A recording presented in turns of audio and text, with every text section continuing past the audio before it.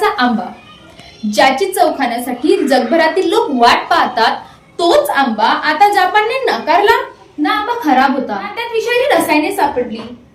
तरी मग जपान म्हणतो आम्हाला आंबा नको.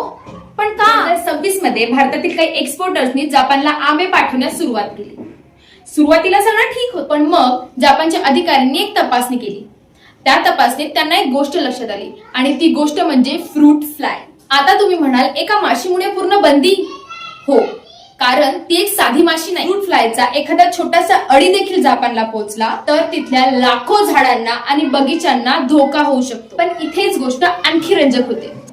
जपानने असं म्हटलंच नाही की आम्हाला भारताच्या आंब्यामध्ये फ्रूट फ्लाय सापडली, मग बंदी का?